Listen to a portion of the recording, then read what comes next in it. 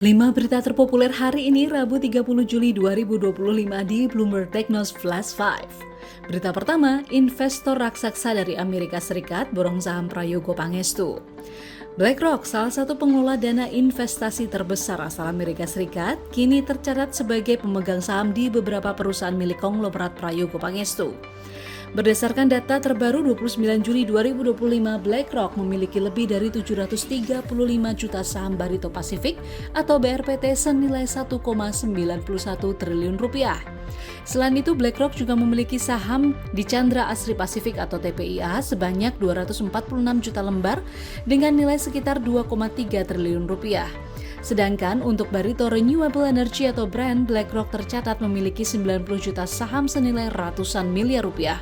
Langkah BlackRock ini memperkuat tren meningkatnya minat investor global terhadap saham-saham unggulan Indonesia, khususnya yang bergerak di sektor energi dan petrokimia.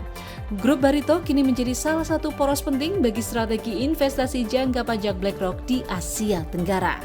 Berita kedua, bukan Cina. iPhone produksi India dominasi stok di toko Apple Amerika Serikat. India kini menjadi pemain utama dalam rantai pasok iPhone yang dijual di Amerika Serikat.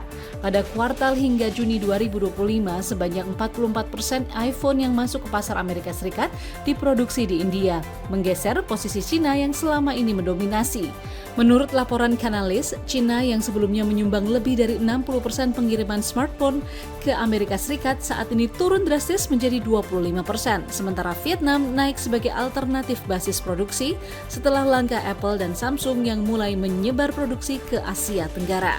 Perubahan ini menegaskan pergeseran strategi global Apple dalam menghadapi ketegangan dagang Amerika Serikat-Cina.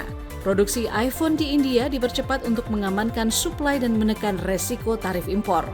Berita ketiga, realisasi investasi hilirisasi Q2 2025 mencapai 144 triliun rupiah, nikel yang terbesar. Kementerian Investasi mencatat realisasi investasi hilirisasi kuartal 2 2025 mencapai 144,5 triliun rupiah menyumbang 30% dari total investasi langsung periode tersebut. Angka ini naik 36,8% dibandingkan periode yang sama tahun lalu. Sektor mineral mencatatkan nilai terbesar dengan pembangunan sejumlah smelter menyumbang 96,2 triliun rupiah dengan komoditas yakni nikel mendominasi dengan total investasi 46,3 triliun rupiah, tembaga, boksit, besi baja, dan timah. Menteri Rosan Roslani menyebut hilirisasi kini menjadi motor utama pertumbuhan investasi nasional. Peningkatan ini juga mempertegas peran Indonesia dalam rantai pasok global untuk komoditas strategis. Berita keempat, Kejagung panggil 2 perusahaan, Wilmar dan Java, ditunda. Kejaksaan Agung telah memanggil 6 perusahaan dalam kasus dugaan korupsi subsidi beras yang dilayangkan pada Rabu 23 Juli 2025. Namun baru 2 yang memenuhi panggilan, yakni PT Unifood Candi Indonesia dan PT Subur Jaya Indotama. Meski demikian, keduanya hanya mengirimkan perwakilan setingkat manajer dan bukan direksi. Sedangkan perusahaan besar seperti Wilmar, Food Station, dan Java atau Sentosa Utama Lestari meminta penjadwalan ulang pemeriksaan. Sementara itu PT Belitang Panen Raya tidak hadir tanpa memberikan konfirmasi pada Kejagung. Kasus ini masih dalam tahap penyelidikan, namun Kejagung menegaskan semua pihak yang terlibat akan dimintai keterangan secara tuntas. Berita kelima, PPATK akan membekukan rekening bank yang tak aktif 3 bulan. Pusat Pelaporan dan Analisis Transaksi Keuangan atau PPATK akan membekukan sementara rekening bank yang tidak aktif selama 3 bulan atau lebih.